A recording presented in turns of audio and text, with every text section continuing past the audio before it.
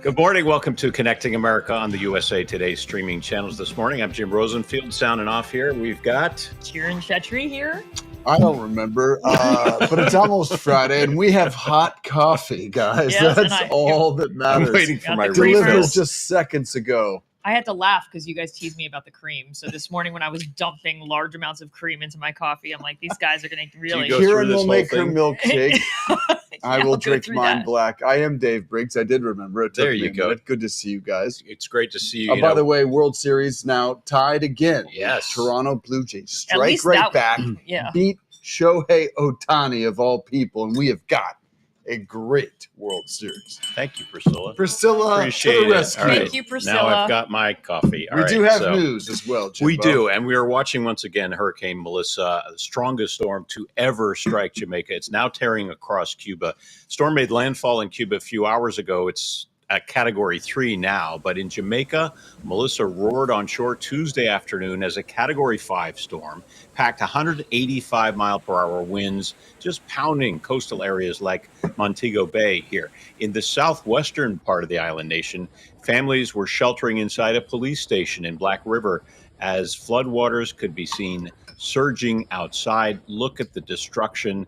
The eye of the storm slowly passed over the island, tearing down trees, also triggering landslides.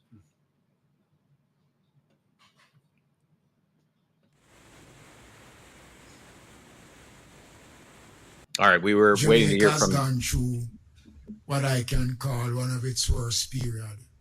Our infrastructure has been severely compromised.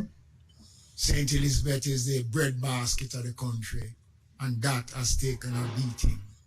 The entire Jamaica has felt the brunt of Melissa. Just incredible to see what happened there. At its peak, nearly 80% of the island's power customers were without electricity. Unclear how many are still without power at this hour. Officials say hospitals and schools have also been damaged. Crews working around the clock to reach isolated communities. You're talking about feet of rain in some spots. At hotel resorts across Jamaica, tourists and hotel staff rode out the hurricane inside shelters as winds rattled the buildings and caused widespread damage outside. It would be hours before they were let outside. Watch this video posted by Melanie Harvey Davis of Houston, who was staying at a resort in Montego Bay. But please, you have to stay here because we have to wait all the strong winds finish and also the raining. Come on, I need your energy, come on. ¿Y dónde están los que hablan español? La gente habla- And there was some cheering there when they said the storm has finally passed us. We're Connected. crying children prior, I right? know. And Yeah, then it's cheering. scary. Yeah, I mean, yeah, it's scary. terrifying. Well, as we mentioned, the storm is now moving over Cuba, still dangerous. Forecasters are warning of more flooding and mudslides ahead. The International Red Cross are standing by to deploy as soon as it's safe to do so. One of the things that both Jamaican authorities were talking about, as well as others, is that, of course, there's the scammers that are already out asking for donations. So they're saying, we are going to put up on the screen the proper websites if you would like to be able to donate to the recovery efforts there. And as always, the American Red Cross is a trusted organization. Yes. So go to the Yeah. website. Like if you see some sort of link, click Right. the link and make sure it is the American Red Cross. You can always guarantee your donations from them get to the right place. But this is going to take years and years to probably recover fully. Over in for Asia, Jamaica. President Trump, I know, said they're prepared to send humanitarian aid to Jamaica Yeah. as needed. So that may gear up as well.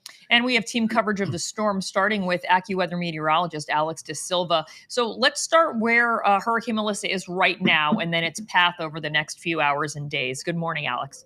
Good morning, guys. Yeah, the storm right now remains a powerful Category 3 hurricane across eastern Jamaica right now. The storm made landfall a couple hours ago near Santiago de Cuba right now, bringing devastation to the eastern portion of Cuba right now. Very heavy rain going on right now and extremely heavy winds as well. The storm is going to be moving northeast here over the next several hours and will be moving through the Bahamas and northern portions of the Turks and Caicos later during the day today before moving out into the Atlantic. We do expect the storm to lose a little bit of wind intensity as it does move northward during the day today, but it will not lose the ferociousness of that heavy wind and heavy rain. So we're going to have to watch out for that during the day today. And then from there, then it scoots off into the northern Atlantic, passing by Bermuda sometime during the day tomorrow evening into tomorrow night, just west of the island of Bermuda, and then heading up towards Newfoundland, where it could make a very close pass during the evening hours on Friday. So our friends in eastern Canada are also going to have to keep a very close eye on this storm. Alex, you've got the maps there. Can you shed light on which parts of Jamaica had the worst kind of damage, worst hit areas? Yeah, sure. So the worst damage was across the western portion of the country here, near Montego Bay as well. They took a direct hit from the western portion of the eye wall yesterday. You guys were showing some of that footage, but yeah, they took a direct hit from that. They had wind gusts, I think, probably over 100 miles per hour. We're finally going to be able to start getting some more reports in from that country, and I'm very nervous to see what we're going to be seeing. A lot of the telecommunications have been knocked out by those heavy winds, so it could take a while before we really start to get some of those reports in, unfortunately, during the day today. But we've seen just torrential rainfall. Haven't seen too many rainfall reports out of Jamaica yet, just because of the telecommunications issue. But I imagine we're going to be able to get reports of probably feet of rain. We were forecasting between 1 to 3 feet of rain across the island nation there, and then even across portions of Cuba as well. So I think the reports coming out of today are going to be really scary. With some of the concerns, of course, as you talked about the storm surge, the rainfall, the flooding, how long do you think until they're going to be able to really get out there and assess how bad the damage has been in places like Jamaica and then, of course, Cuba? Well, here's the good news. The storm is starting to accelerate to the north. We've been talking about the slow movement of the storm for days and days and days, but now it is starting to move north. If we take a look at Kingston here, they are still dealing with some clouds, maybe a few rain showers, but I think most of the bad weather's over. They could maybe still get maybe a half an inch to an inch of rain today, but most of the bad weather is starting to move away. So the winds have really subsided. So I think today is going to be a day where we can kind of go out and assess the damage, but obviously the telecommunication issue is still going to be a problem, likely for weeks to come. And then what are the expectations as it continues north, down to a 4, a 3? Tell us about those projections. Yeah, so right now it's a Category 3. I expect that later this morning it's going to be downgraded again to a Category 2. But again, that's just in terms of wind speed. The rain is still going to be a problem as it comes through the Bahamas and Turks and Caicos later today. And then, like I said, it then will scoot up towards Bermuda. Bermuda is up in this area here. So that should be a Category 1 hurricane by the time it passes Bermuda sometime tomorrow evening. And then it should head up towards Atlantic Canada, maybe clipping Newfoundland as it does so. Okay, Alex, thank you so much, my friend. We very much appreciate that, as always. Let's go now to Andrew Krushkovich. He is a meteorologist who studies sustainable, resilient living at Columbia University's International Research Institute for Climate and Society. Andrew, thank you for being with us. Your work focuses on extreme rainfall, community resilience. What were the expectations and how accurate thus far have they been? Yeah, thanks for having me on. I mean, we're really, throughout the day today, we're going to be learning more and more about the extent and magnitude of the devastation, not only in Jamaica, but across the region. This is really a regional event that's leading to different types of impacts in different types of areas. Fortunately, the forecasts, initially, there were some questions about the track, but in the last few days before landfall, and even now, we're really seeing the data show us honing in on the track and also on the extent and the timing of impact. So fortunately, there were opportunities to prepare, and the governments in Jamaica and Cuba are doing a good job in preparing and now shifting to response and recovery. In terms of the infrastructure situation, we heard that connectivity was a problem, that, the Wi-Fi and other ways of communication were knocked out. Of course, we talked about the electricity as well. Will Jamaica, or have you seen so far that the authorities there will have a good response and be able to figure out how to restore these services quickly? Yes, the answer is yes. I mean, as we heard from the minister in your in the first clip there, and also what I am seeing is that yes, they are activating, and there are plans in place. There are standard operating procedures for hurricanes. Now, Melissa is a unique storm. It is one of the strongest storms, and is also leading to very intense not only winds but also extreme rainfall and associated hydrometeorological hazards such as flash floods and landslides. Now, with the telecommunications element, unfortunately, the areas that are the most isolated, the most vulnerable, are usually the first to lose telecommunication services, and also the last to get them back. So this means that we're going to be learning over the course of days, of the extent of impacts, and especially in these most isolated and most vulnerable areas. So yes, the governments are already activating, and they're doing a good job. But it will be days for us to get a better sense, a fuller picture of the impact. I know there's been a lot of discussion about the strength of this storm, and that storms seem to be getting stronger and stronger over the past decade. So, how should communities prepare for the storms of the future? Is there something that they should be doing that we're just not aware of or not doing adequately now? Well, as Alex mentioned, I mean, this is a very wet hurricane. We're seeing very intense rainfall associated with Melissa, and this is something we're seeing with many hurricanes. Looking back to when I was a meteorologist, just learning more about the science behind hurricanes, and also the way that they were communicated, that risk was communicated, was very much focusing on the category level, the wind speed, and then perhaps a little bit more with Sandy, thinking about the storm surge.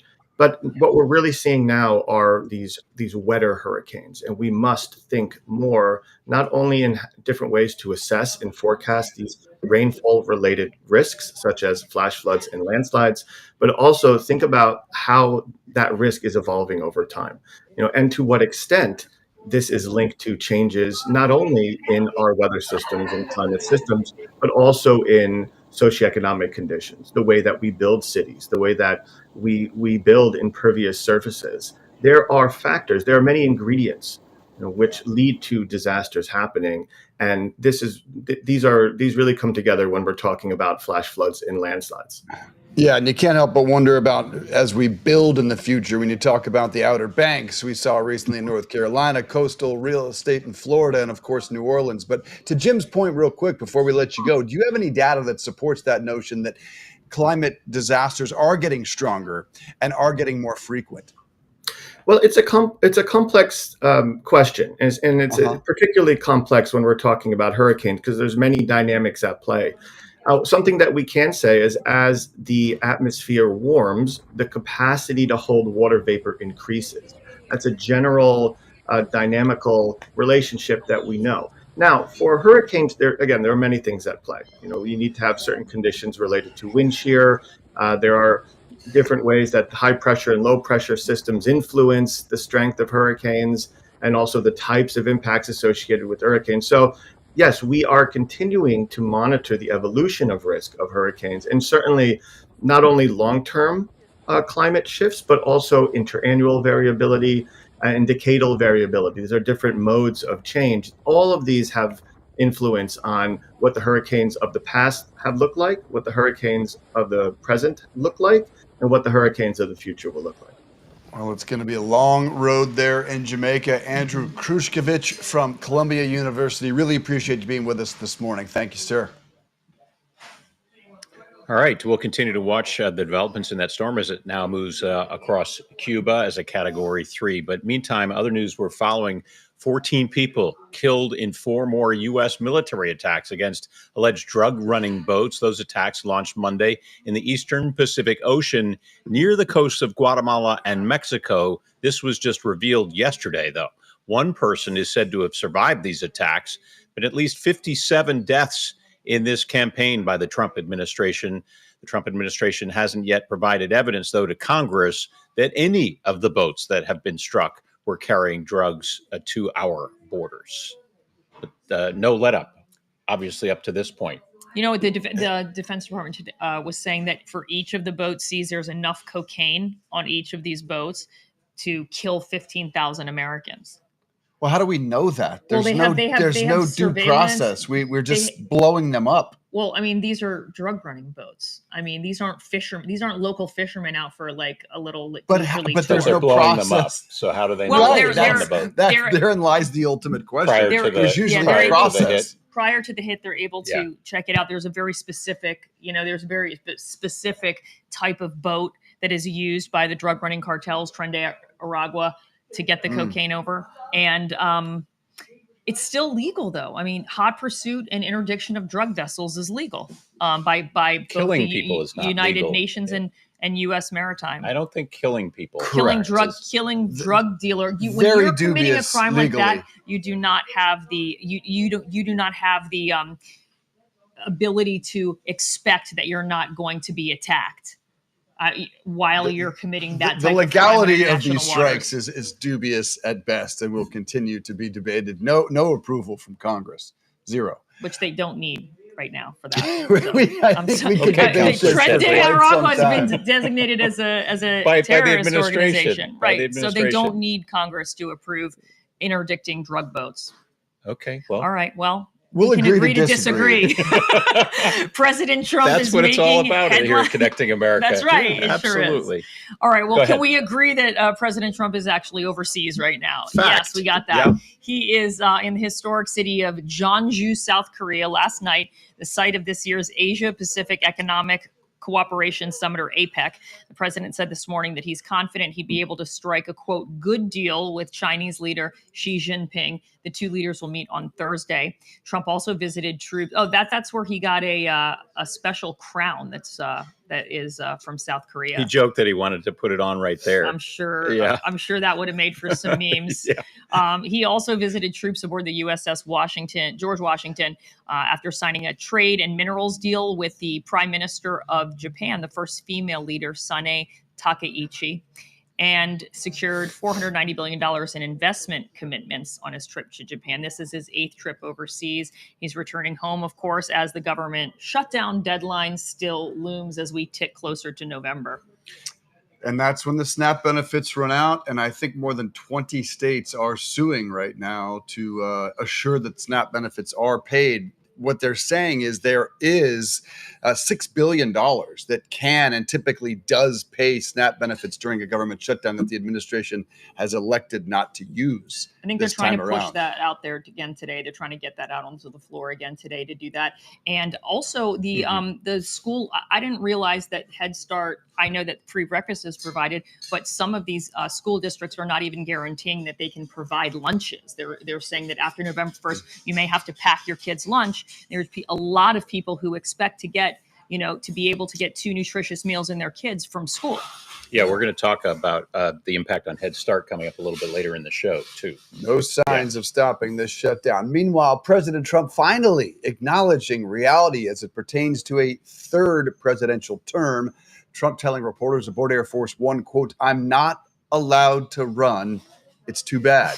House Speaker Mike Johnson also pouring cold water on talk of a 3rd Trump term. Johnson says he's spoken with Trump about the idea, but admits there's, quote, "no path" because of the 22nd Amendment to the Constitution. The rumors started after Steve Bannon claimed there was a plan to keep Trump in office past 2029. And he's not doing the bait and switch with the vice president. That would be too cute. That would be too cute. Trust me, this talk is not done yet. We have not heard the last of it, and the president will continue to sell Trump 2028 hats. Yeah. Meantime, with the president in Asia, Israel launched some new rounds of what it calls forceful attacks on Gaza.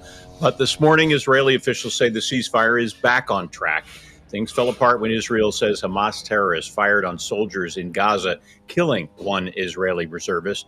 The Israeli government also accuses Hamas of not holding up its end of the deal by continuing to return the bodies of dead hostages. And the families of 13 deceased hostages, meantime, still awaiting return of their loved ones' remains. And there were accusations, actually, that Hamas staged the recovery of one of those bodies, burying a body bag and then allowing it to be discovered. Right. And in fact, it was not a new discovery, and the remains were partial remains of a hostage that had already been returned, a deceased hostage. It is cruel. heartbreaking and cruel. And as usual, it's finger pointing on both sides, with Israel saying that Hamas is the one that launched the rocket attacks, and Hamas saying, no, it was actually Israeli settlers that started all of the drama. So, but again, pump the brakes on any talk of Mideast peace. We are a long way from it. Connecting America, just getting started. Up next, are you digitally distracted at work? Are you? I don't know why they're looking at me. Dr. Jeffrey Gardier joins us to talk about my issues and how companies are cracking down. We don't have enough time. I got issues. This needs to be a 3-hour show. At their screens. Yes, I often work like this instead of listening to their bosses. We'll be right back with that.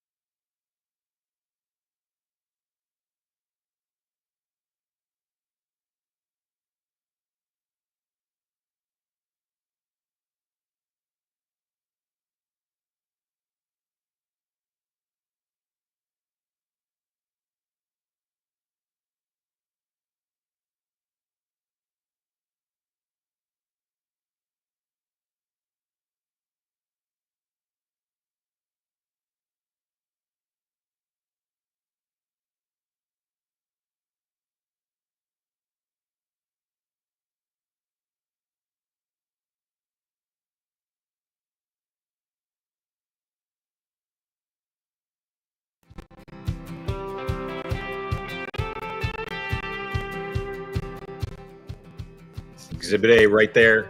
There he is. He's on his phone. Distracted. I'm a multitasker, folks. Yes, he is. I'm a multitasker. He's just gathering information. He sure is. You know, getting It's the a latest. problem. I acknowledge it. It's north of 12 hours a day on this device. Wow. And it reminds me all the time. Do you try to put it away and Nope. put it down? I don't ever. And I need to find one of those like people say, hey, find an hour in your day where you set your device Right, yeah. down. Maybe there's like a a therapy group I can go to. Maybe there is. You know- Well, that's Dr. Jeff coming up, right? You know, at the high schools though, you have to hit that button, stick your phone in there, and Yeah. click it shut for the day. We should get one of Yes. those. You're absolutely Yeah, and like right. only we Priscilla, have. do you have a we have pouch the that we key. could put Dave's I phone would in? shake with withdrawals. All right. Let's catch you up on some business news because Amazon is the latest tech giant cutting its workforce. Sent a memo to all of its workers announcing that it's slashing its number of corporate workers by 14,000. How would you like to get that in a memo? Yeah. But in that memo, Amazon said AI is enabling companies to innovate much faster, and it's convinced it needs to operate more leanly and with fewer layers. Google, Meta, and Salesforce also recently announced headcount reductions, with Salesforce saying AI was now doing a big chunk of the work at the company. Sidebar, Target also announced major layoffs. And Yes. the context of today is the Federal Reserve decision if they will cut interest rates. They do that without any government data. Mhm. They are a data-driven organization that has no data. I expect they will cut rates despite not having evidence to show us why it's needed, but the economy is softening. Some think those layoffs are going to be north of 30,000 at Amazon, and AI is only going to continue it's the to just the accelerate this beginning, right? problem. Yeah. Experts tell me, well, AI will create thousands of jobs. Sure. And it will kill millions. Mhm. And I don't know how this next generation is going to be prepared for it. Tell your kids, if they're going to college right now, factor in AI That's right. to whatever their decision is. I mean, for so many decades, we were talking about blue collar jobs going away because of automation. And now we're talking about white collar jobs going away En because AI. masse. Yeah. Well, you can Yeah. add UPS actually to that list of companies that are cutting their headcounts. And they say this is actually because of Amazon. The company has reduced its workforce by 48,000 people this year. UPS Jeez. started in early 2025 with nearly 500,000 employees, but its stock had been trailing the overall market. So as planned, by yesterday, it cut an additional 14,000 office workers and 34,000 drivers. And that announcement about the aggressive job cuts and beating their third quarter earnings sent UPS stock shooting up by 8% Tuesday. But they say that because of Amazon's reduction, they're not getting the packages that need to be delivered as well. And what most of the big companies out there are saying right now, and this is scary, they say, we believe we can grow without hiring, if not trimming our workforce. And that's going to be a trend over the next 10 years that the Fed, the administration, both parties, all of us are going to need to factor into our decisions. Meanwhile, a trend that has been brewing for years in corporate meeting rooms may be about to spill over. We'll call it digital distraction. The Wall Street Journal is saying chief executives like Jamie Dimon and Airbnb's Brian Chesky have had it to here with meetings filled with distracted employees. People are texting and scrolling on their phones and reading email on their tablets during meetings, basically being present physically but not mentally. Some companies are blocking Wi-Fi or fining people to keep their meetings focused. Here's a social media dramatization of what they're talking about. Okay, let's start our way through the agenda. First, will everyone have their weekly reports by the end of the week? Amy, Huh?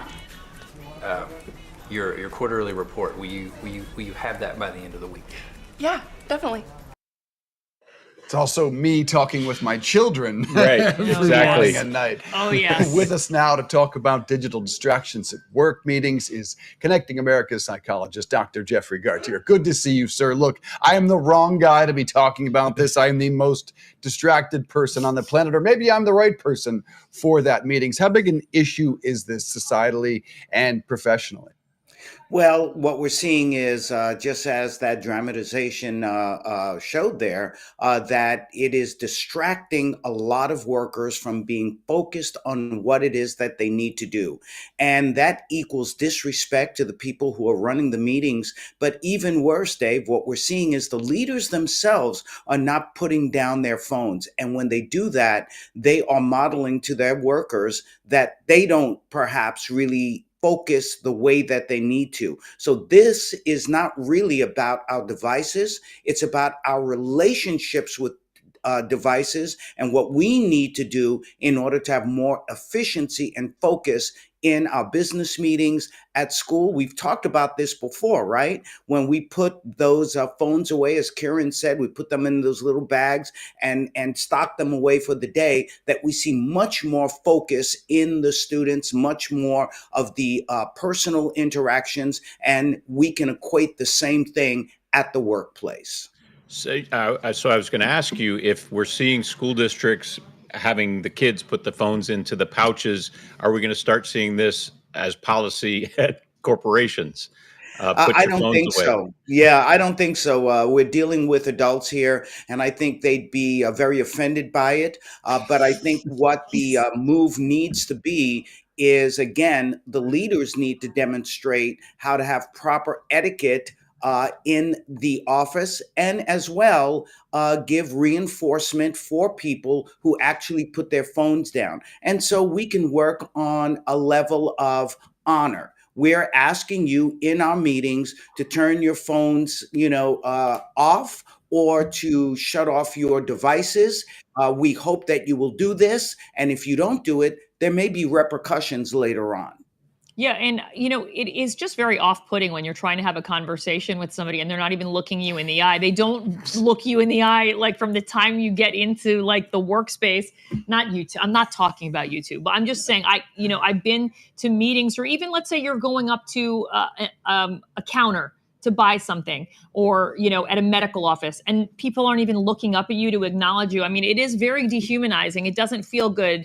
And I really have been trying to be more mindful about that, of when somebody walks in the door. I say to my kids, when we walk in the door, can you at least look up for 1 second and say hello? Well, And go ahead. But Dave Yeah. calls it multitasking. That's what he says he's doing. Is that effective? Is that real? Can you Well, multitask like that? two things. First off, psychologically, full presence equals respect. And so when you walk into the pharmacy or a store and someone doesn't look at you, well, what they're really saying is, you're not worth my full attention. Right. And over Mhm. time, that really does spell out that you're not interested in what your customer has to say. And the same thing at the office. It means less trust and collaboration at the office. For Dave, we know Dave is a very informed individual. So I think he makes up for that multitasking. But at the end of the day, what scientists show, neuroscience shows, is that multitasking is really task switching. And so when you do that, you lose up to 40% of your efficiency. So Right. what I would recommend for folks, not necessarily Dave, because he's got his stuff down, is that serial tasking is better. Find 3 things that you want to do, but put your full attention to the first one, then to the second one, then to the third one, instead of switching back and forth to all 3. Yeah, I've heard that called task stacking. So instead of multitasking, Exactly. you're trying to stack tasks that are similar, so you can just get this one done. Get almost like when you're working in the kitchen. I'm writing these down for you, Dave. Listen, I'm paying a lot of attention. I fully acknowledge I am the test case for this. It is a real problem. I just wonder how it affects rapport around an office. I mean, we're not obviously in a traditional office, but most Americans are. How Yeah. does We're it in a impact diner. rapport? And maybe they offer this as kind of a challenge to make everyone happier and more engaged. Well, first of all, if we're living in glass houses, let's not throw any stones, and that includes yours truly, Dr. Jeff. We all, to some extent, do this thing of maybe checking our phones during meetings and so on. Of course, here at Connecting America, we need to do that in order to get your information to give to our viewers. But Dave, directly to you, in talking about this and answering Jim's question, is what we tend to see at the office is what we call attention debt. In other words, chronic distraction will lead to morale drops, misunderstandings grow, people feel unseen. And so what ends up happening is that we have much less efficiency in the particular office. So that's why it's important to be present at all times, both leaders and people who are part of the meetings, because we want to improve our communication, our creativity, and we all want to feel respected at the office. You know what I also find interesting is if one person has their device, you kind of start being like, oh shoot, am I missing some, should I be looking at mine as Oh, well? no. When nobody's, there, it's much easier to get a group of people engaged. It's almost like, a social contagion. If he's looking at his computer, I feel like I should be looking at mine, and Dave, looking at Well, his device. but that's why these tech titans are saying things like, you know what, this is a real problem with our workers. But guess where it begins? It begins with us as the leaders. We have to set the tone and put our phones down in order to get everyone else to do the same thing. And it's a real challenge for each and every one of us. But the more we try to get away from that addiction of checking our phones every few minutes, the better it becomes for us as far as respect to others and more focus on the things that are right in front of us. All right, I'm putting this down. Dr. Jeff, we respect you and appreciate you helping us with this issue that clearly we have at the table right here. I'm going back to the old-fashioned pen and paper. There you go. I have that too. All right. Thanks, Dr. Jeff. Thank you, Doc. Good to see you. I want to tell you about a scam alert that's a classic. Have you had this happen to you? The Ring phone scam? No. The goal isn't always to get you to answer the phone, Dave. It's to maybe get you to call back. If your wireless phone rings once and then stops, don't call back. Scammers are using international area codes like 649, which goes to the Turks and Caicos. Maybe we want to go to the Turks and Yeah, Caicos. we want to go there, but yes. They're going to try to keep you on the phone, and then you can be charged significant per minute fees and connection charges, and the money goes to the scammer. See, I never understood people that do that. They see a missed call and call back that number. Look, if they want you, they're going to send you a text or leave you a voicemail. Yeah. I blanket just don't answer the phone. I agree. I don't answer a call unless it's on my contacts. Exactly. It's just safer that way. It's a good rule of thumb. Do you answer today my calls? Of course, you're in our contacts. Okay, I don't always answer your calls. 50% of the time. No, I'm kidding. I'll always answer your call. Thank you. I appreciate it. I feel better about that. Okay. Yeah, I feel loved. Today's scam alert, by the way, is brought to you by Home Title Lock, which protects against another type of scam, one that can cost you your entire home. It's called title theft. You can go to hometitlelock.com/CA to get a free title history report, so you can find out if you're already a victim, and 14 days of protection for free. And make sure to check out the $1 million triple lock protection details when you get there. All right, Some exclusions apply. And now I'm finished. Thanks for the fine print. I appreciate that. The verbal fine print. Well, up next, how the government shutdown could start hitting low-income families with kids particularly hard in the coming days. We're going to have much more on that when we come back.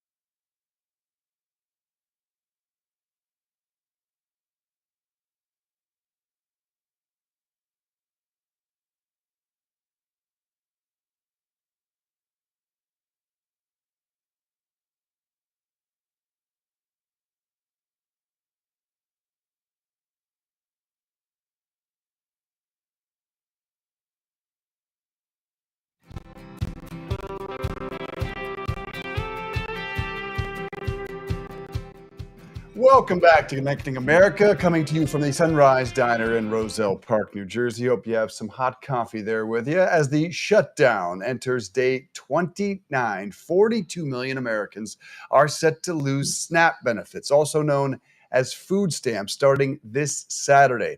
Governors and attorneys general from 25 states are now suing the administration to stop it from ending those benefits. The U.S. Department of Agriculture administers the program. It reportedly recently said it can't use contingency funds to pay for SNAP programs, although it has several times in the past. They say they're willing to approve a temporary funding bill to keep SNAP benefits from expiring. So far, House Speaker Mike Johnson said he has no intention of putting up any bills for a vote that would keep funds flowing for food stamps until Democrat senators vote to end the shutdowns. To be clear, Republicans are not in D.C. There are many Democrats who are, but most say, look, Democrats just need to vote to clean CR to open the government. Mm-hmm. And then we'll talk about other issues. Yeah. Well, one of the lawmakers that's urging action is Missouri Senator Josh Hawley. In an op-ed piece in the New York Times, Hawley says that he's asking fellow Republicans to put politics aside and feed hungry Americans. Hawley sponsored a bill to keep SNAP benefits going during the shutdown. Hawley calls SNAP a lifeline for working families, veterans, and children in his state. He says no American should go to bed hungry and criticize lawmakers who are still getting paid. You know, as the government shutdown drags on, tens of thousands of children could lose access to Head Start programs, as we were mentioning earlier. As early as this week, Head Start provides critical early education, nutrition, family support for low-income families, and many programs are already running out of dollars. Joining us now is Yvette Sanchez Fuentes. She's Senior Vice President of National Policy at Start Early, which works closely with Head Start programs all across our country. Yvette, thanks for joining us this morning. First of all, explain what Start Early does and how you work with Head Start programs and serve children.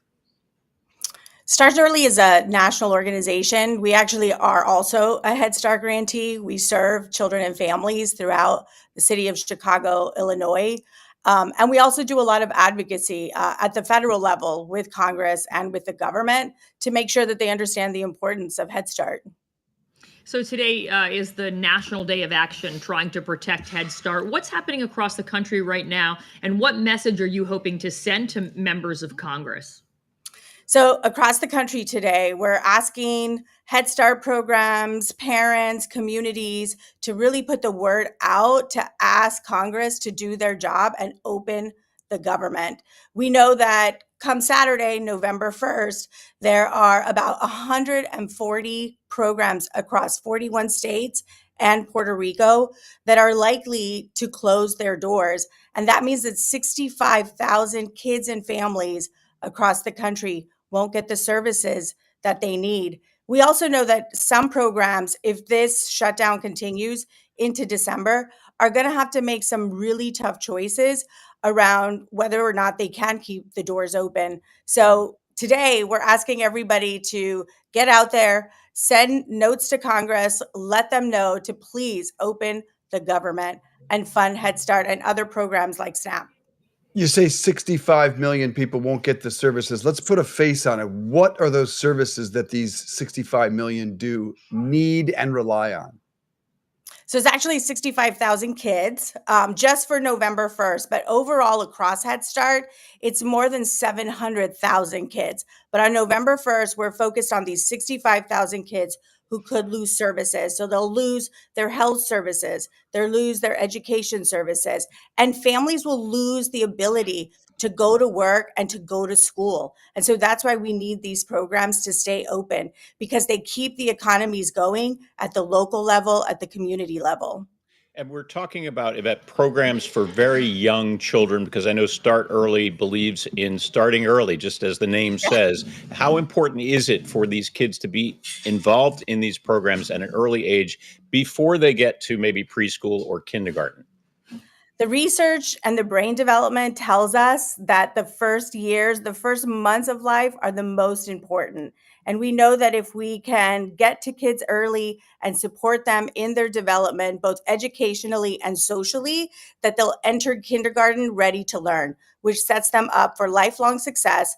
And most importantly, also supports their families, right? So that they can have economic stability as well to be able to support their kids in the long run.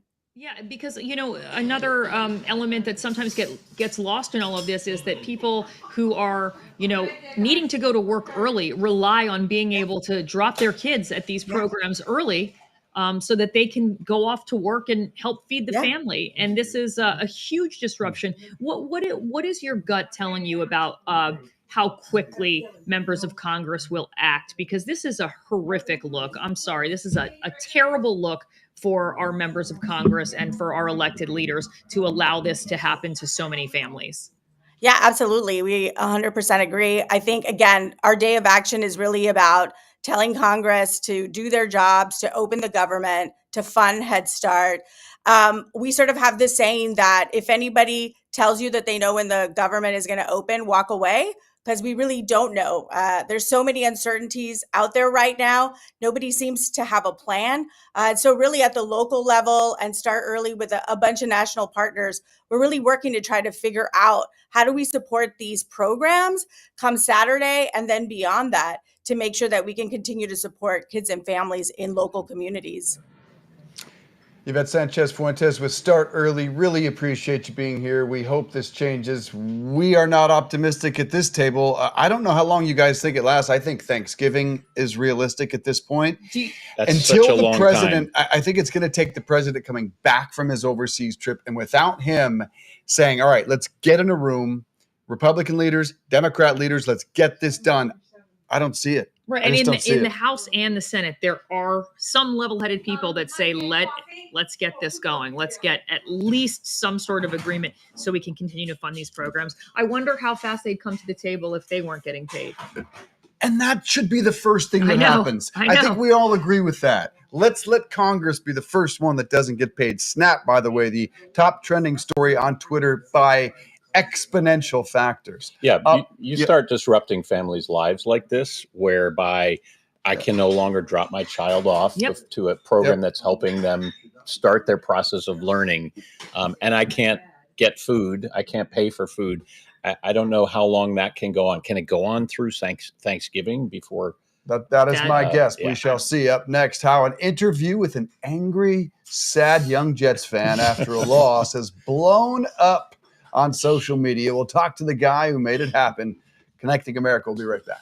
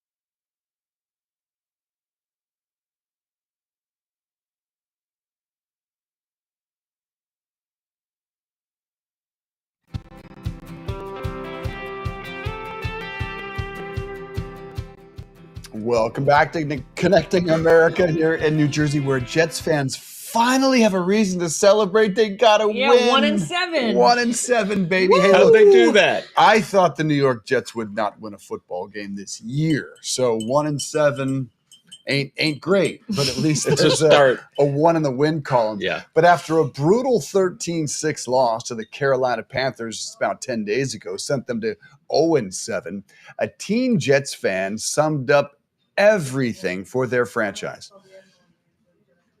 Your thoughts on the game? I hate this team. I was born into this, and I'm not gonna ever. I'm always a Jets fan, but like, I hate this team. It's so good no matter how many times you see it. It's so just realistic, so real. Raw. I hate this team. I Yes. was born into I it. had no choice. I was born into this. So that video has now been viewed, and I'm going to check right now, 25.5 million times. And that's not counting the thousands of people who have stolen the interview and used it as their own. Some of them have millions of views on this video. So let's bring in the man who created it, digital creator DeAndre McKenzie shot the interview, and it has really taken on a human, a viral around the world since. DeAndre, good to see you, man. So tell us what happened after this video went viral, and what was your reaction to this? Yeah, when the video went viral, I was not expecting it. A lot of people say, I wasn't expecting it, but I truly was not, because, this was a normal thing. I've done this a million times, talked to a fan after the game. They say their piece and they move on, and then we move on with life. But this one, I guess, was different just because it was so relatable. And, once SportsCenter and Barstool and House of Highlights and some others started reaching out, I knew it was something a little different this time. So everybody is wondering, who is this young man who was born into this? Have you spoken to him since this went viral? And do you know who he is, what his name is? Yeah, I was spoken to by the kid's family. They let me know like who he was and whatnot. He's from Long Island, I believe, or New Jersey. And, he's been a Jets fan. He's also a Knicks fan. So he's been through a lot. Hopefully the Knicks will come through this year. But yeah, he's definitely been through the ups, the downs, the turnpikes, and the traffic stoppages. So he's hoping that, his team can come through this year. But yeah, he's a young kid from New Jersey. He's really young, like I believe 12 years old. So definitely, a kid that has a lot of hopes. I'm pretty sure he was happy this past weekend, and he's excited for the rest of the season now, hopefully. Well, so a couple of questions for what you do. So you just go to every Jets game and just talk to people and get their takes on it and put it up on your channel? So I go to a lot of different sporting events, whether that be football, basketball, baseball. I went to the Ryder Cup just to see what the fans have to say, because we always hear from the coaches, the players, and whatnot. But I want to give the fans a platform because they're just as knowledgeable, in my opinion, as the analysts on TV, and let them say their piece, see what they got to say. I ask people, I call people coach, and they're the coach. It's time for them to get the mic and say what's going on. So a lot of different events, just because I want the people to have a voice and a platform to stand on, and maybe it can go viral like this. And there's something about losing fans that are just so relatable, because to your point, we all know what that pain is like. So that may be your thing, to go see who the most miserable sports fans in the world are, because I would watch that. And by the way, I want to tell everyone it's DeAndre Mack on Instagram. DeAndre Mack on Instagram. By the way, so I'm always curious, when a video gets 25.5 million views, how does it change your life? Have you been able to monetize this? Yeah, no, it's been crazy. I've never had this many views ever. And I've had viral videos before and whatnot, but not nearly to this caliber. It's changed in the aspect of, I have got a job offer from the video. Wow. I've been able to reconnect, with old friends and his family. And I've even been able to, use this as leverage for other projects that are coming down the road, which kind of go in tune with me and my media company, and actually a clothing brand I have set up for about a couple months now called Forever Next Year. Here's one of the shirts right here. I love that name. Yeah, it's right here. So it's forever next year, because we always say, oh, it's Yeah. next year, but it's forever. And that's kind of embracing the losing culture of the team and turning it into a community rather than just you sulking and crying alone. But yes, no, that's the brand name, and it's this video has actually garnered a lot of opportunity and sped up a process through a lot of that. So I'm excited. I just want to put a finer point on this for those that don't really understand the pain. It's 14 years since the New York Jets have been in the postseason. That is the longest drought in all of major North American professional sports. And 1969, of course, their one and only Super Bowl. That goes back to the days of Joe Namath. Yeah. So that really allows you to see Put it the in pain. perspective. DeAndre, I have one request. Like when we do this series, me and you on the worst suffering fans, Colorado, the Colorado Rockies fans, like myself, are absolutely miserable because we will never, ever get a World Series win. I mean, that's unless hard. things change. Honey, never. Come on, unless Like things that's change, the way we feel I get inside. it. I get it. I love this, DeAndre. Congrats to you, the brand, DeAndre Mack on Instagram. It's just so relatable. I know.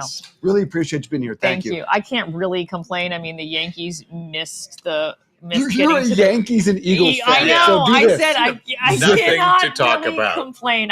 Zip it. I feel blessed. Okay, I do. I feel Yankees blessed. fans are getting crazy that they haven't won a World Series in a Yes, while. it is a You problem. have 27. It is a problem. 27, right? Did I lose? Yeah, count? 27. 27, but not any since 2009. So we'll be right back at the top of the hour. We're going to cover other very important topics, including Hurricane Melissa. Stay with us.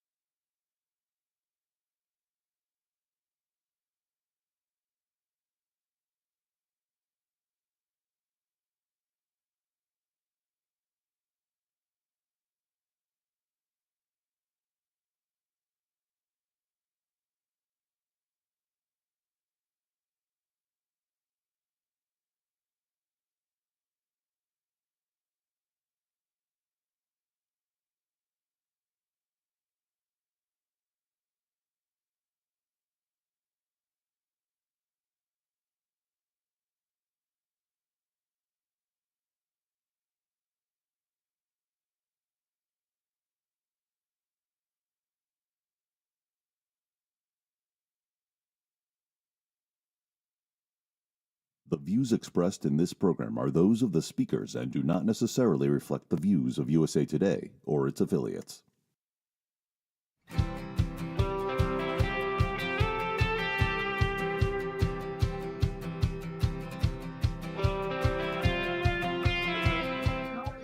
Happy Wednesday, everyone. Welcome to Connecting America again on the USA Today streaming channels. Got the whole crew here. I'm Jim Rosenfield alongside Dave Briggs, Kieran Chetry. Here in Rose Oak Park, New Jersey, Sunrise Diner is our home, as always. Hump day! Remember that commercial, man? Thank goodness. Mike. Oh, I love that camel.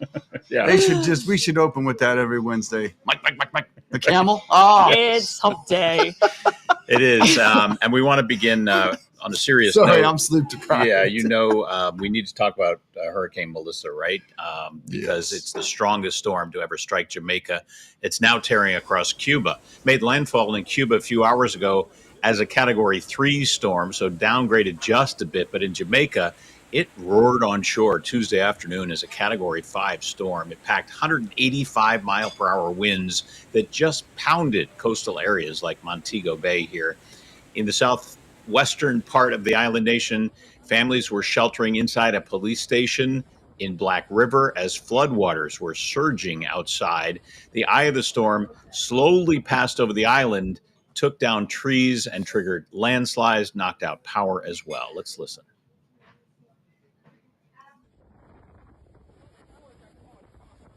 Jamaica has gone through what I can call one of its worst periods. Our infrastructure has been severely compromised. St. Elizabeth is the breadbasket of the country, and that has taken a beating. The entire Jamaica has felt the brunt of Melissa. Just devastating. At its peak, nearly 80% of the island's customers without electricity. Unclear how many are still without power this morning. Officials say hospitals and schools have also been damaged. Crews working around the clock to reach isolated communities at hotel resorts across Jamaica. Tourists and hotel staff rode out the hurricane inside shelters as winds rattled the buildings and caused widespread damage outside hours before they were let outside. Watch this video posted by Melanie Harvey Davis of Houston, who was staying at a resort in Montego Bay. Please, you have to stay here because we have to wait all the strong winds finish and also the raining. Come on, I need your energy, come on. ¿Y dónde están los que hablan español? La gente de Argentina. Well, it looked like they were trying to keep their spirits up, announcing, okay, the worst is passed over, for those that couldn't get out. And of course, people that live there, they had to make the best of that situation. As we mentioned, the storm is now moving over Cuba, still dangerous, down to a Category 3, but with forecasters warning that there could be more flooding and landslides ahead. The International Red Cross are standing by to deploy as soon as it is safe to do so. One of those relief organizations is Global Empowerment Mission, or GEM, based in Doral, Florida. The group is mobilizing right now to help out in Jamaica, and we're joined by Billy Richardson. He is the director of U.S. warehousing for GEM. Good to see you, sir. Thank you for being with us. What is being done right now to help in Jamaica? What do they need the most? So right now we are packing supplies constantly before the storm, and we already have a team on site to help receive some of the goods as soon as the airports are cleared. We're preparing air shipments as well as sea shipments.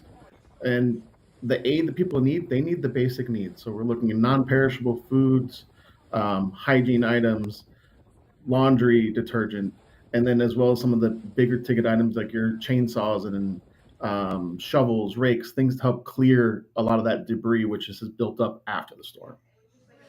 I imagine with the communications down, it's tough to begin to coordinate, but what agencies do you coordinate with and how do you know where to go?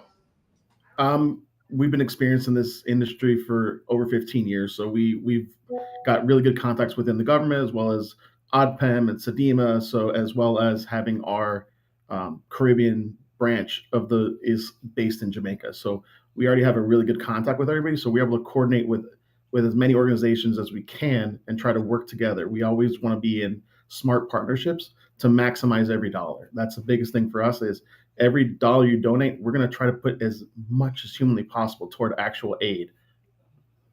So you guys do have a lot of experience with this. What are you hearing about the damage and the fallout from Melissa? Because of course it's been billed as the strongest storm to hit in 2025. I mean, it is also very rare for a Category 5 to actually be hit. It's only the 30th recorded Category 5 to make landfall anywhere. So it's very slow moving. It's very wet, and because Jamaica had received so much rain in the Caribbean, especially the last few weeks before, the ground was already very saturated. So when it comes to power lines, those were already going out prior to the storm, and then a lot of flooding is going to be a big issue, as well as just the damage to roofs and structures that happen with the heavy winds. You guys obviously coordinate with local officials. What are they telling you in terms of damage, in terms of the things they need most right now? I mean, the things you're going to need a lot of are tarps, basic needs. I mean, that's the bigger thing is even if you don't have that building available or the roof is torn off, we try to help reconstruct as many structures quickly as we can when it comes to like minor things to get it actually functioning. It may still have the brick walls or still have the concrete walls. We can get a couple tarps up and actually use that in the meantime while we're still waiting for other things to happen. And if people want to help, if they want to donate, do people go to you, or is it best to go via the Red Cross? What would you advise? I mean, so the best thing I would say is go to the organization you trust. But for us, you can go to www.gem.org, GEM.org. We have our needs list there. We have our donate version there. And if you can't donate fiscally, donate your time. We have volunteers at the warehouse all through from 10 a.m. to 5 p.m. for the foreseeable future. We'll be open Saturday and Sunday as well. So we're here to help, and especially with people suffering in another place, a lot of the community is from that Caribbean. So we get people coming here to kind of help that way. And what about transportation and travel? You said that you were waiting to get the all clear for some of those flights to go out. How do you coordinate that with the airlines? So we use some private carriers for our initial aid, but we are also coordinating shipping containers as well. So finding the quickest route that we can get the aid there first is one of the things that we pride ourselves on, is being there quickly, fast, and efficient. So we come from many different angles at it to find out what's going to work the best. All right, logistics. You're good at it. We appreciate it. Billy Richardson with GEM, thanks for being here on Connecting America. And thanks for all you're doing and all your volunteers as well. Well, 14 people were killed and 4 more U.S. military attacks against alleged drug-running boats. This is, again, happening off the coast of Venezuela. The attacks took place Monday in the eastern Pacific Ocean as well. This is where this video is from, near the coast of Guatemala and Mexico, and they were revealed yesterday. One person is said to have survived the attacks. There have been at least 57 deaths in this campaign. So far, the Trump administration has not provided evidence to Congress that any of the boats were struck were carrying drugs. They are saying, though, that the surveillance video and the aftermath of the debris is proof in itself that they were targeting drug runners. Meantime, President Trump is continuing his overseas trip in South Korea this morning. He arrived in the historic city of Jeonju last night, site of this year's Asia-Pacific Economic Cooperation Summit. And South Korea's President Lee Jae-myung presented President Trump with a golden crown, which is a replica of an ancient royal artifact representing unity and prosperity. President is getting ready, though, for a big meeting tomorrow with China's leader, Xi Jinping, saying he's hopeful that he will be able to strike what he calls a good deal with Xi. Earlier in the week in Japan, the president signed a major trade and minerals deal with the prime minister there, Sanae Takaichi, Japan's first female leader. There he is, though, receiving that crown. But back to Japan, he secured $490 billion in investment commitments during the visit. This is President Trump's 8th overseas trip this term, returning home, as we know, as the government shutdown deadline continues. a pivotal meeting with Xi. We'll see. I mean, Yeah. Xi does not negotiate because he's relatively speaking an emperor. He will be there in place long after Trump. China deals on 10, 20, 30 years. They don't worry about 2 or 3. He's a tough guy to negotiate with. Meanwhile, President Trump finally acknowledging reality as it pertains to a third presidential term. Trump telling reporters aboard Air Force One, quote, "I'm not allowed to run. It's too bad." House Speaker Mike Johnson also pouring cold water on talk of a third Trump term. Johnson said he has spoken with Trump about the idea, but admits there's no path because of the 22nd Amendment to the Constitution. The rumors started after Steve Bannon claimed there was a plan to keep Trump in place past 2029. So all you need is him jokingly saying, it'd be too cute if I try to do it the vice presidential way. Then you juxtapose it with that enormous gold crown after the No Kings rally, right? I mean, I don't know if they were like punking him or not. I mean, I'm sure it was a gift, but you see that like visual of him staring at He this joked, enormous. I should put it on right now, obviously a reference to the No Kings rallies. It would seem anyway. All right, coming up after the break, we're going to tell you about a new trend in the workplace that some say could spell the end for the traditional 9-to-5 jobs. We'll explain when we come right back.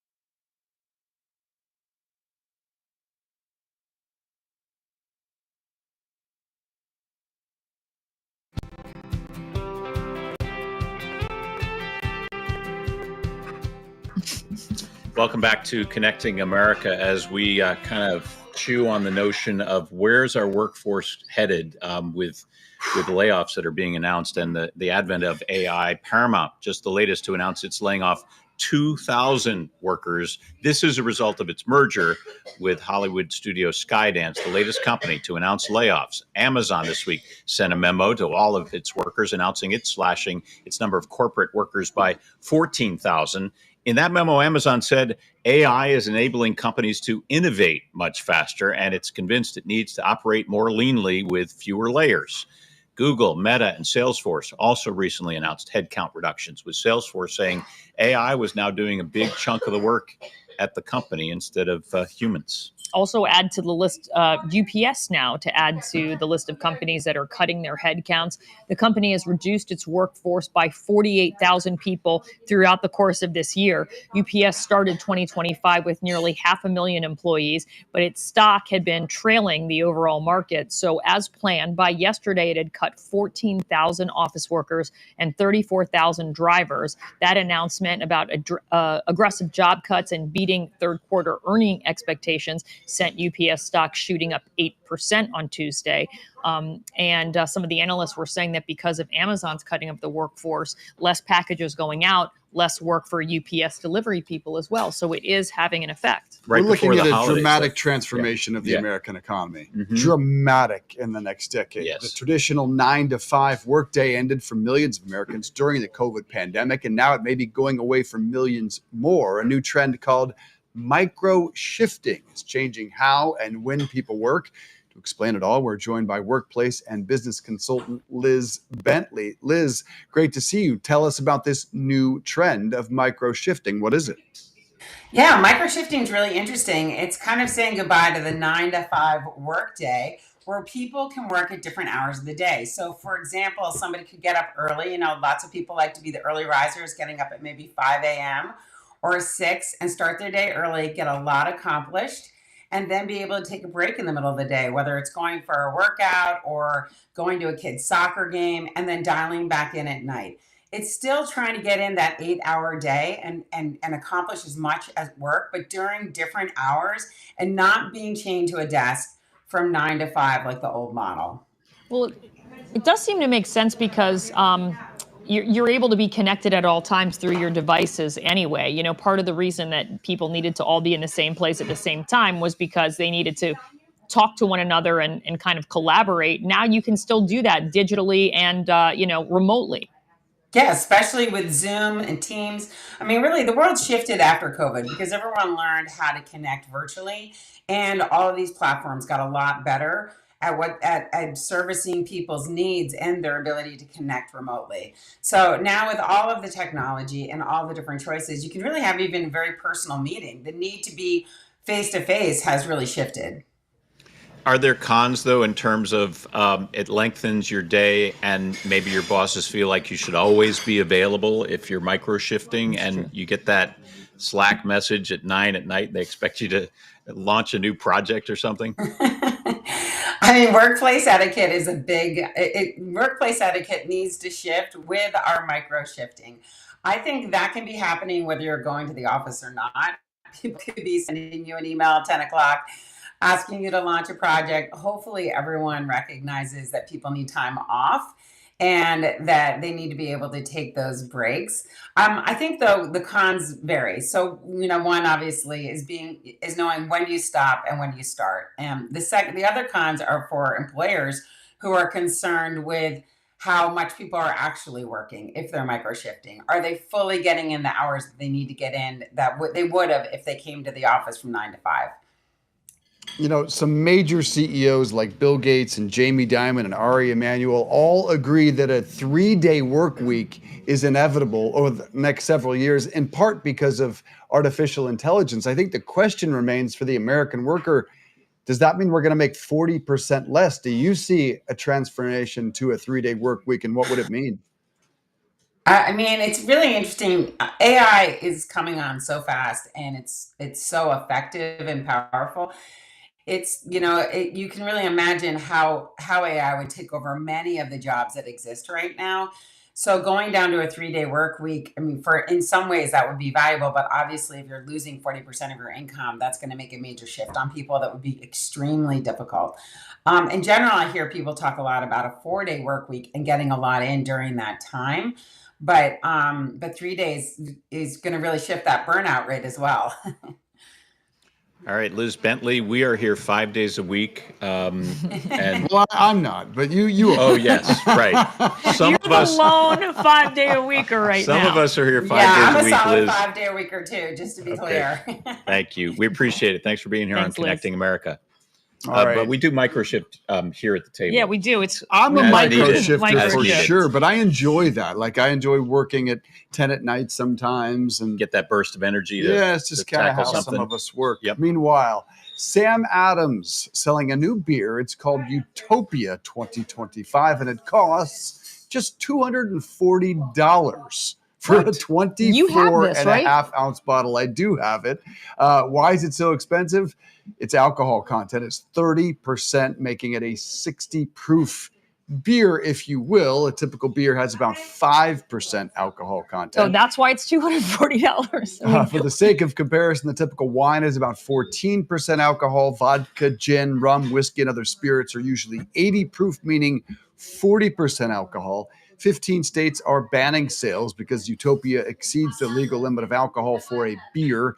The beers are barrel aged to bring out the flavor, and Sam Adams says it's using the highest quality ingredients available to, quote, deliver a drinking experience like no other. If you're thinking opening up like a can of Miller Lite or even a bottle of Sam Adams, it's not that. It's not like you said. It's not carbonated. It's that brilliant gold bottle you saw there. Yeah. You unscrew it. It's like an after dinner drink, like a port, to be honest, not carbonated. Yeah. You said that he has this. I do. He I have it claims at he home. has one at home. Why did you not bring I samples? should have brought you it. should have I brought- should have brought it. you Felt should a have little brought it early. in. I'll bring it tomorrow. How about that? All right. Are you here tomorrow?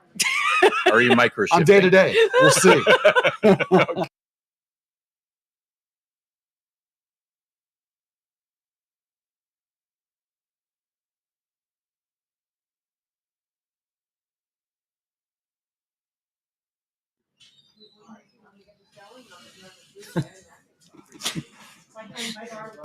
Seriously, are you here tomorrow? Yeah. Okay. Thursday. Thursday. Hey, Trish. Trish, we need.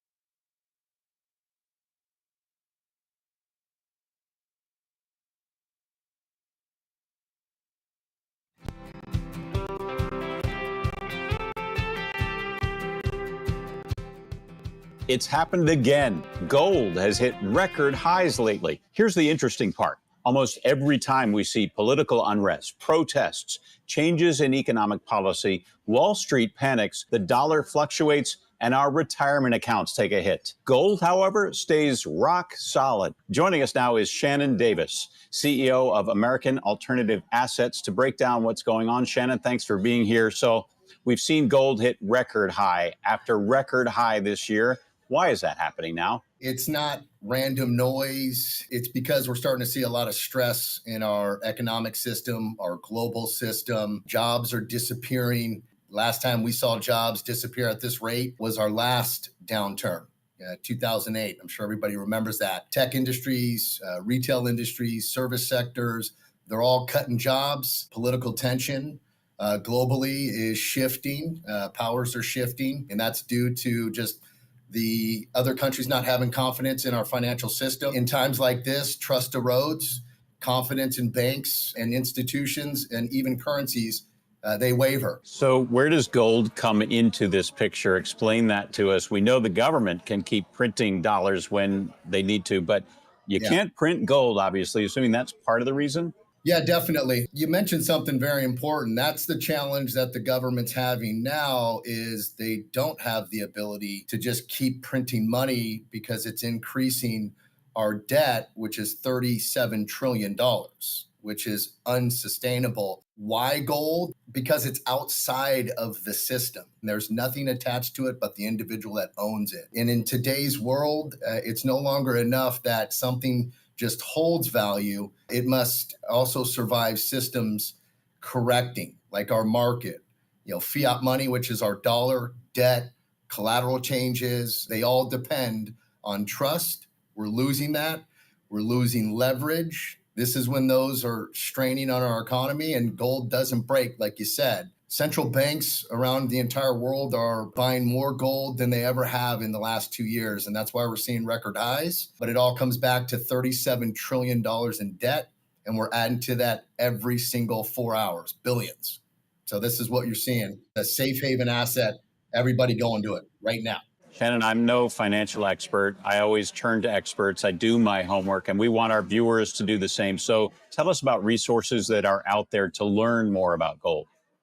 Yeah, well, one of the things that we've provided is many different guides that we've done our research. We've got a really robust research department. There's just things that people can do to educate themselves. That's what we provide here at American Alternative Assets. It starts with education first. We know the metals industry, hard, precious metals, physical metals, and that's what we educate people on. Everybody else can see what's going on in our markets, the uncertainties there. How do people get the guide that you put together? Yeah, so they can go to connect4gold.com. They can call us. We provide a free consultation. That's at 888-414-GOLD. Ton of educational material for people to get educated before it's too late, before we see a major correction in our market again. All right, Shannon, thanks so much. Once again, here's where you can go for that guide, connect4gold.com, or call 888-414-GOLD. There's a lot more information than we were able to cover today, and it's free, so no excuses out there. Knowledge is power.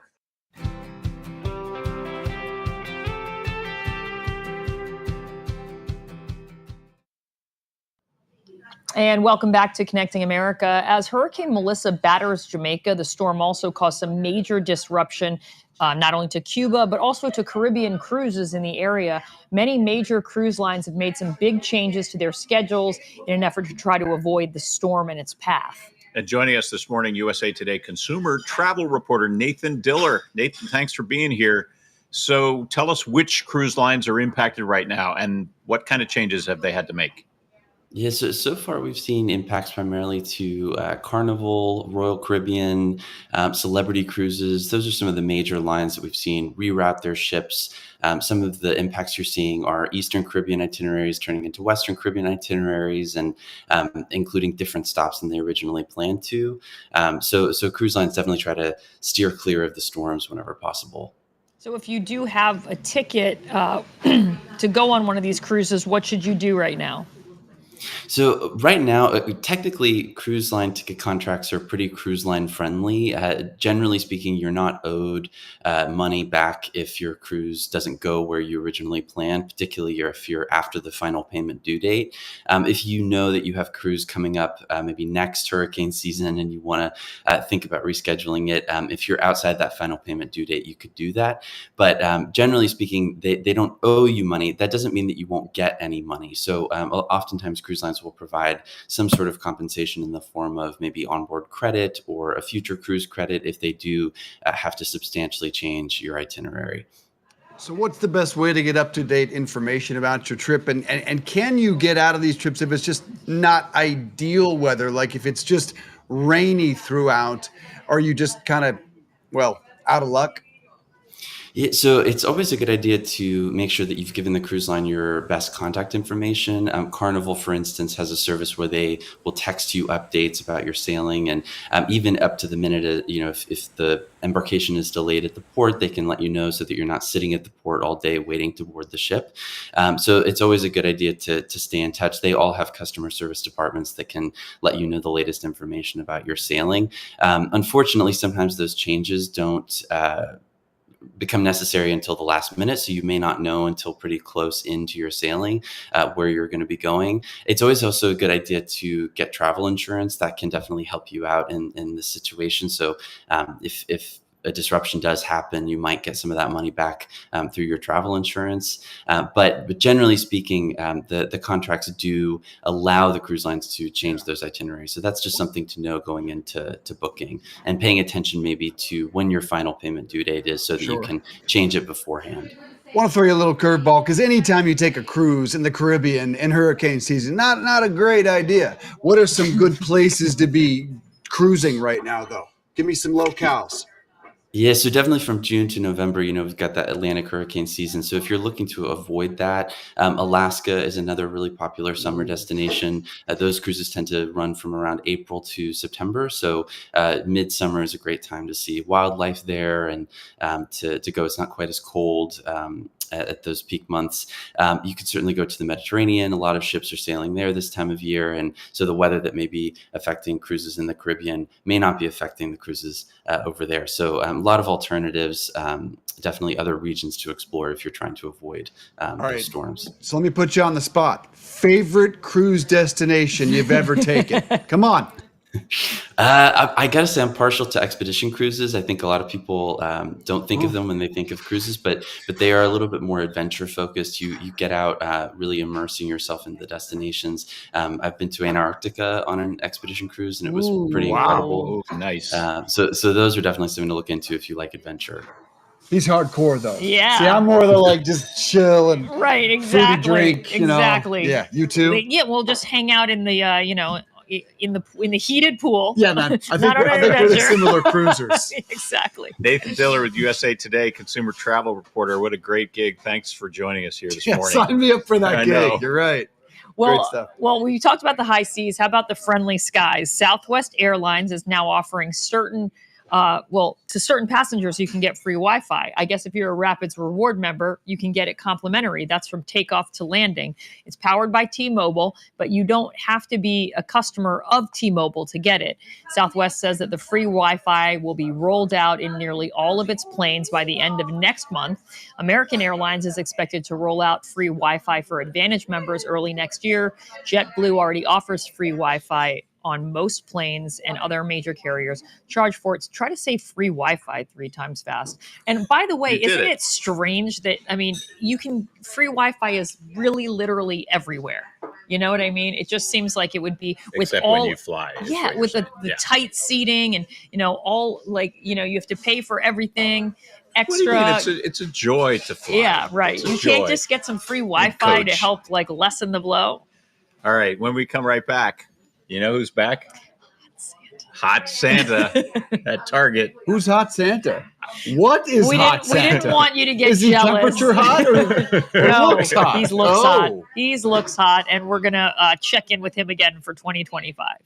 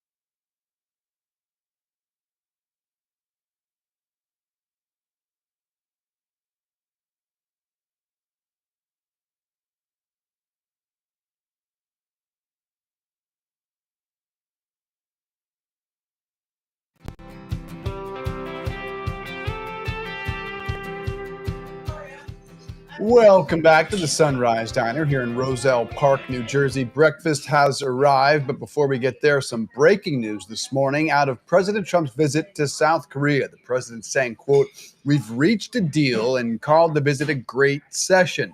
Word from the chief of staff of South Korea's president that the two countries have reached agreement on tariff negotiations. The New York Times reporting that the Trump tariffs on South Korea would drop from 25% to 15%.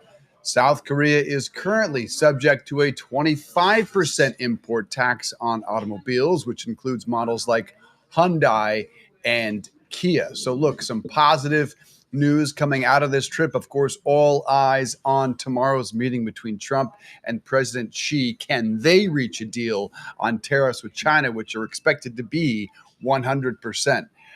Xi is a tough negotiator because he doesn't really have to face elections. He can look 10 or 20 years down the road, where President Trump has to look a year down the road at midterms. But so far, seems to be a productive trip for the president. As we know, here at home, the government is shut down. So there's study and contrast. Interesting optics for the America Mhm. First president, but we shall see. Well, what's he supposed to do? I mean, right now, he's trying to consolidate some allies over there, and hopefully Congress will do their jobs and get something going. It is rare to see a president on an overseas trip during a government shutdown. Just not often. Doesn't often. He should occur. just sit at his desk. He could He bring should leaders sit of at his both desk. parties to the Oval Office and say, "Let's get a deal done." I think they're going to do that. I think they're going to do that pretty soon. I think this trip is pretty significant, though. So, well, the hot off the presses hot Santa. Have you heard of him? Oh, we're taking a turn here. We are. I just figured there was absolutely. I didn't have a good transition. Speak. You know what I mean? Santa Claus. Just go for it. All right. Well, he is Target's version of Jolly, and he's pretty buff. Let's see what buff Saint Nick looks like over there. I keep seeing this lady, but I haven't seen. Oh, there he is. Look, Doing curls with the Target shopping basket.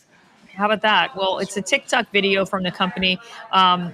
They're calling him weirdly hot. I don't know. He's wearing a fashionable red and black half zip, and his beard is trimmed. Looks like he's been working on his core. Maybe he's got some obliques going for him.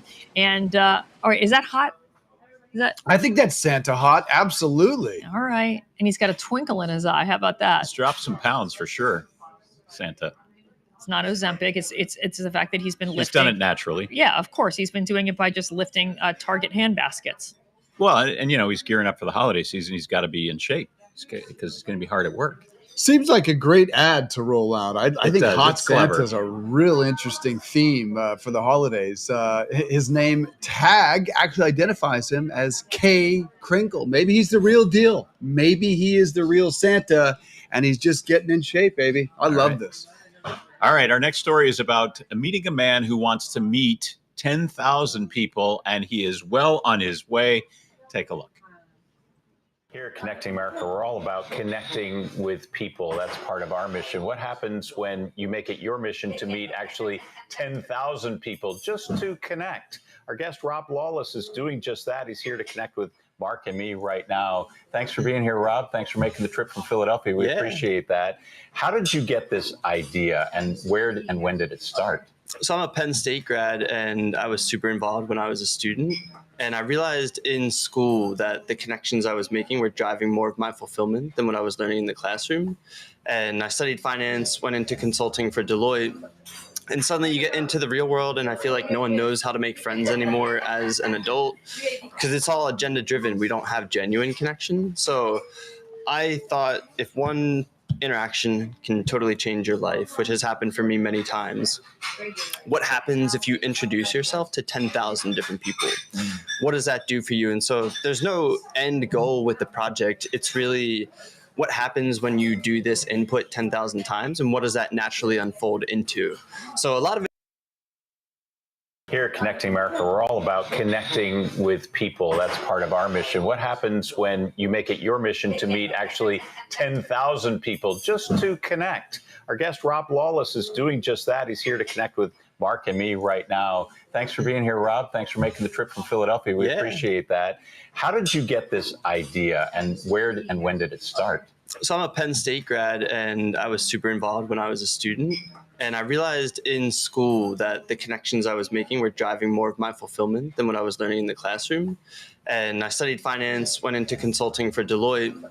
And suddenly you get into the real world, and I feel like no one knows how to make friends anymore as an adult because it's all agenda driven. We don't have genuine connection. So I thought if one interaction can totally change your life, which has happened for me many times, what happens if you introduce yourself to 10,000 different people? What does that do for you? And so there's no end goal with the project. It's really what happens when you do this input 10,000 times, and what does that naturally unfold into? So a lot of it is driven by my curiosity of just what happens when you meet people. And what I've seen over the last 10 years, it's a lot of really cool things happen. And we're seeing your Instagram posts here. You post when you meet 10,000, some of these 10,000 people. It's not just a short meeting. You make it a goal to spend some time with each and every person. That's right. So I spend 1 hour one-on-one with every single person. And to date, I've met 7,200 people. Wow. Now that goal of 10,000 people, that's a lot of people. Where are you connecting with these people? Traveled America, traveled the world? Sure. So I started the project in Philly. I ended up living in LA for a year and a half with a friend who was hosting me. I lived in Hoboken for 9 months. When COVID happened, so I'd met 3,259 people all in person before COVID. And then you can't meet people in person during COVID. So I took the project online. I've since met people from over 90 different countries around the world. And I travel around as a keynote speaker. I talk about the value of intentional human connection. That has taken me to India. It's taken me to Germany. I spoke on a 6-day cruise. I did not get sick, luckily. So I got to meet people in all of these locations, which was really cool. What's been one of your most memorable experiences that came out of a meeting? So I went lobster diving with this guy, Zach King. Now, if you're not familiar with Zach King, he is a content creator. He's got like over 100 million followers across all of his platforms. And he saw my project on TikTok, and he said, why don't you come out to LA? We'll go lobster diving. So 7 p.m. in the dark on a Wednesday night, we threw on a wetsuit and got a little flashlight, went into the harbor and tried to catch lobsters with our bare hands. How did you do? Because it's looking like that's a nice looking lobster on your plate there. So that's his friend Aaron. He came with us. And we caught probably 4 lobsters and went over to Aaron's place afterwards, cooked them up, had a nice dinner. But yeah, I mean, I've had so many experiences through the journey I otherwise wouldn't have had. I've gained so much perspective on where I fit into the spectrum of life paths. So it's been an incredibly rewarding journey. Now, besides learning something about how to catch lobster, is there a common theme about what you're learning with your connections with people? The biggest thing I've learned is no one really knows what they're doing with their lives. Everyone is just doing the best they can with the resources that they have. And that has put me at ease a lot of the time. I think with social media, and a lot of people struggle with comparison culture. They think everyone but me has their life figured out. Everyone but me knows what they want to do in their career. And I've just realized it's no one, including you, knows what they're doing. So I used to think of confidence as people that don't have insecurities. And now I think of confidence as people who just walk alongside their insecurities. Are you staying in touch with some of these 7,000 plus that you've met so far? Or, is it that hour-long experience and then you move on to the next one? I just see it as opening the door. And so while I do move on to the next one, I do keep in touch with a lot of the people from the past. So, for example, I had a cocktail party for 15 people in my apartment in Philadelphia who were all part of my project. I was on Kelly Clarkson's talk show in 2019, and the entire audience was filled with people that I had met through my journey. So they all got to come together and meet each other. And I've connected other people from my journey with each other when it's beneficial for them. So 2 girls in the Netherlands who are American expats who one was struggling to make friends. I introduced the 2 of them. They became friends. We want you to meet Trish, our favorite server here. How's it going? I think I've seen you on TikTok, dude. Oh, no way. I'm pretty sure I saw you just meet people and go hang out with them, right? That's what I do, yeah. I've seen it. It's my husband and I were watching. If you spend an hour with Trish, Rob, we guarantee it's going to be memorable. And you're going to learn a lot of new things, because every time Trish sits down at the table with us, we learn something new and interesting. Yeah, well, I already learned she has one headband for every day of October. They're starting mild, just very mild. Yeah. But yeah, it gets more crazy up until I dress like an actual 50s waitress on Halloween. Rob, how do people find you? And if they want to try to make a connection with you through this this mission, Sure. where do they go? So they can follow me. I'm on Instagram at Rob's10K Friends, and that's where I share every story of the people that I've met. And if they want to meet with me, just shoot me a DM, and we'll find time. Where's your next stop? Do you have any plans? Well, I'm speaking in Vegas on Monday, Dallas on Tuesday, New York on Wednesday. All right, Rob Wallace, thanks for being here. Yeah. Nice to connect with you and everybody here. Nice to meet you, too. Yeah, thank you. Rob has made 7,240 friends to date, just a few thousand more to go, and we have a friend here at the table. Trish, good to see you this morning. It's almost Halloween, and we are getting after breakfast this morning. I'm curious, what do you make of the orders of the anchors here today? I have the Chunky Monkey pancakes, which are... They're excellent. They're one of my favorite things Honey here instead at the of diner. syrup? No, Karen? I brought syrup on the side, but no, they cover them with honey and fresh granola and the banana, and they are so good. They do look delicious. I have to say, I this is the love the best croissant. breakfast sandwich that I've ever had. The croissant and you guys make the best bacon I've literally ever eaten in the diner. It's so very good. delicious, and I sub out Swiss cheese. You do. Love that. It's a great play. And then So Mr. yummy. Healthy Almost. I know. Look at This this. is an aberration today. I just decided for one day. But do try we to be call him healthy, Trish, if he gets avocado toast and adds bacon to it? No, wait, look, this is the second half of his meal over here, which is the almost gone bacon. But if he puts it if he puts it back here, then it's good. It's like going to It doesn't McDonald's count. and getting a Diet Coke, right? Well, like, that's I got a Big yes. Mac fries, but I got a Diet Coke. that's right. That's Save yourself ridiculous. 1,000 calories. I mean, honestly, everyone needs a little protein. Everything else is healthy. I would have left the onions on. No, Mm. not in the morning. I'm with Jim. Then he Take has to those breathe onions on. off. He has to breathe on Yeah. us. The rest of Don't the carry a toothbrush. Onions take over dishes too They often. do. You know? Light onion. Yeah. You want a bite? Yes, you can have a bite. All Right right. now? Yeah. Get in for there. it. Get in there. Breakfast Sammy. All right, ready? Okay, meanwhile, connecting America's fitness correspondent Jenna Wolf has an easy at-home workout routine while they eat bacon. You can do this workout at home with your morning coffee. We think. That is good. Love it.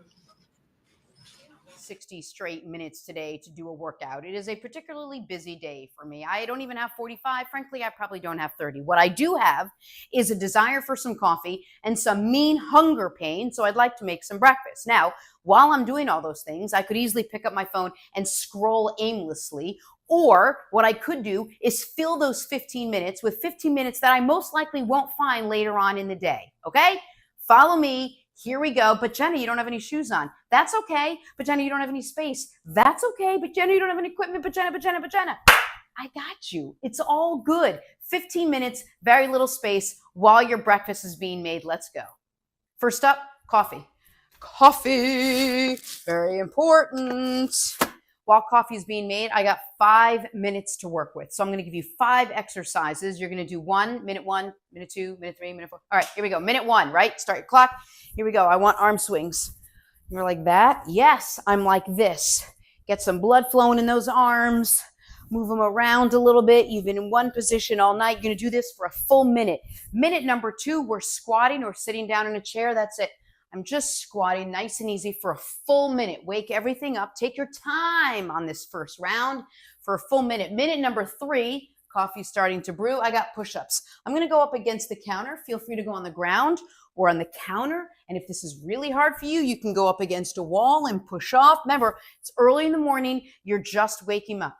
Number 4, let's work some abs. I'm going to do some claps under my knee. I do this for a full minute, right? I'm crunching down. Knee up, crunch in.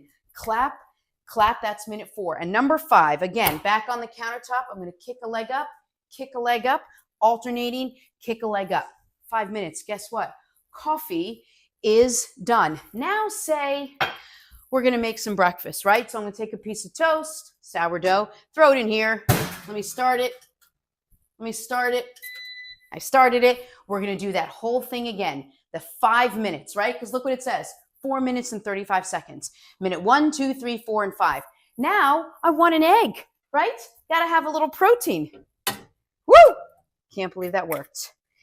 Now I go and do the same thing again. 5 minutes. I got coffee. I got toast.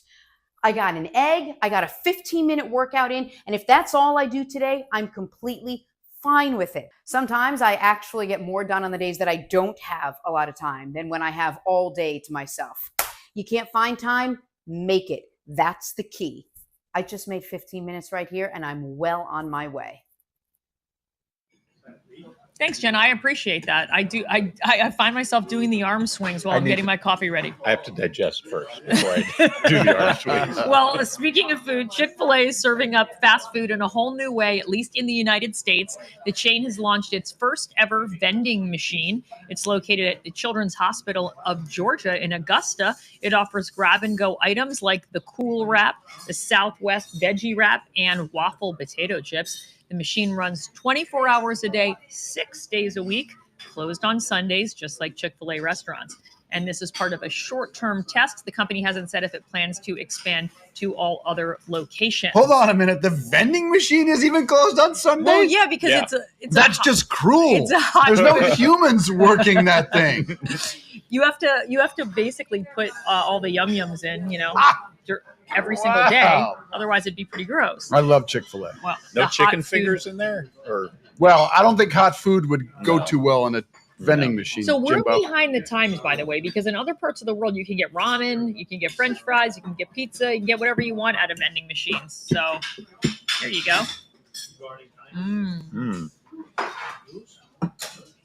All right.